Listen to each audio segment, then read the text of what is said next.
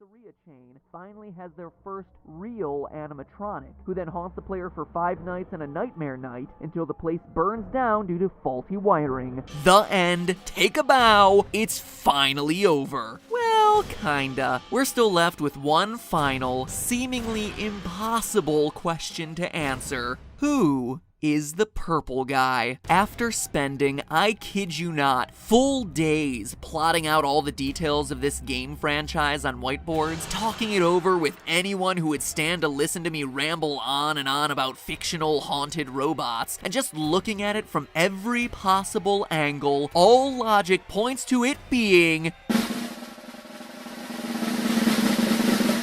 the phone guy. And no, not because I made a theory about it and refused to let it die. Honestly, I couldn't care less if that last video was wrong. At this point, I just care about the truth, and phone guy makes the most logical sense. I know your complaints, and I promise you, if you stick with me, you'll be convinced. First, there's the circumstantial evidence I presented during my FNAF 2 theory. Phone Guy's admitted love of Foxy being reflected by the smiling purple guy sprite during the Foxy Go Go Go minigame. His distrust of the puppet, a creature haunted by his first victim that we see time and time again trying to bring a stop to his killing spree. His admitted role as a security guard, and even the weird phone-like object in his hand from the Save Them minigame. But there's even more evidence when we consider Five Nights 3. Consider this, he's the only person in the game who knows about the safe rooms. As we've mentioned before, all the safe rooms were sealed up back in the Springlock suit days, back in the first Freddy Fazbear's Pizza location, meaning every other employee coming afterward would have never even heard of these things. Phone Guy is the only character we meet who would have any knowledge of these rooms, and more importantly, of how they operate, how they're invisible to the cameras, and more importantly,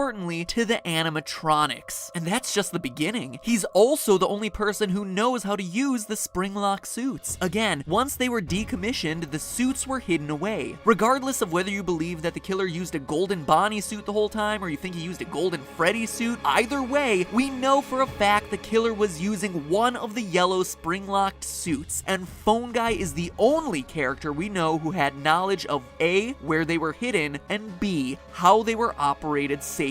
Now, I know a lot of people have said that it couldn't have been Phone Guy because he knew better. He knew that they were dangerous and could kill him, so if he was indeed the purple guy, he wouldn't just hop into a Springtrap suit like we see depicted at the ending of FNAF 3. But there's one key detail that everyone has been overlooking, and that Scott carefully included in this game. Listen.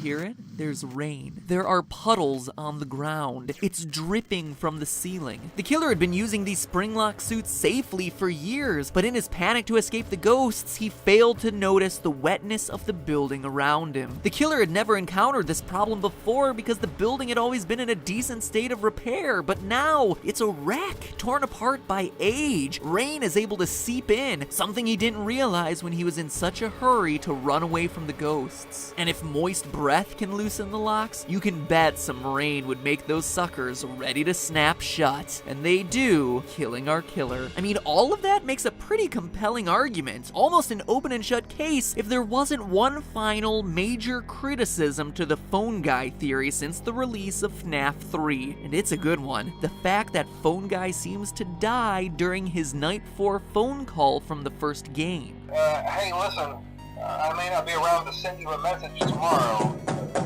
It's been a bad night here for me.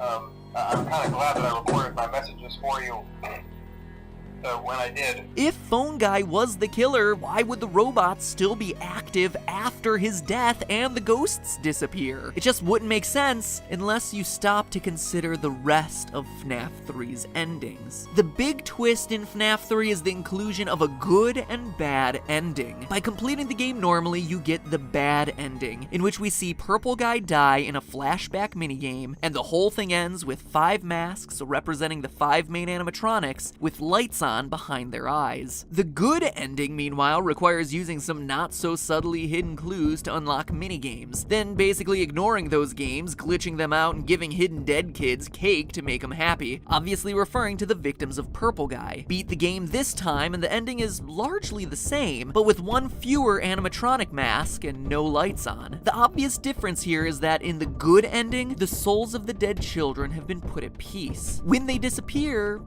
for good. They don't go back to their animatronic bodies. But the bad ending? The lights on behind the eyes of all 5 masks mean that these guys are still active. Angry, restless spirits still haunting the robots to this day. Because here's the thing, the good ending doesn't exist until you, as the player of the 3rd installment, give cake to those kids during FNAF 3's hidden minigames. What you play in FNAF 1, though, is the aftermath of the bad ending, when the animatronics have killed Phone Guy but are still out for vengeance. Yeah, you made it through those first 5 nights at Freddy's. You overheard the death of the Purple Guy recorded live on the phone, but it wasn't enough. You got the bad ending. Even with the killer crippled in the back room in a spring-lock suit, the lights are still on in these animatronics. They're still roaming the halls, attacking anyone wearing that much-hated security guard outfit. People like Mike Schmidt, an innocent guy just trying to do his job at a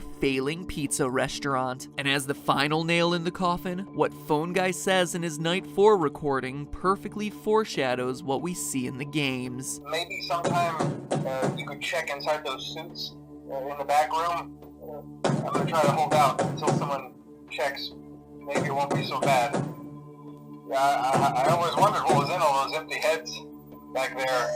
Think about what Purple Guy does. He hides in a back room, the safe room, hides in a suit, and despite getting sprung-trapped, actually does hold out until someone checks. Holds out long enough for the phone dude to find the hidden safe room, recover the animatronic, and set him free in Fazbear Fright. Exactly what the Phone Guy said he'd do in his final moments. And as Springtrap, he comes back in FNAF 3. Comes back like he always does. And with no real animatronics present at Fazbear's Fright, remember Springtrap is the only real one they've found, with all the rest scattered, probably located in dumps, which is why their bodies and faces are decaying. All that the spirits can do is appear as phantoms, hallucinations. Well, all except one. The puppet, who we see in his physical form roaming the hallways of Fazbear Fright. So real, in fact, that we see his reflection visible in the pools of water under his feet, meaning he is there and unburnt. There's only one way to truly end this. End the murderous Purple Guy, burning the place to the ground. The puppet gave robots life, gave spirits peace, and finally gave the murderer, the Phone Guy, his long-deserved death. Or at least tried to. And that is the end of the Five Nights at Freddy's story. No hat, no movie, no 4th installment. What? Oh, no! No! No! No! No! Oh my gosh. Oh my gosh, what happened? What's wrong? Look! Oh no. But hey, that's just a theory. A game theory. Thanks for watching.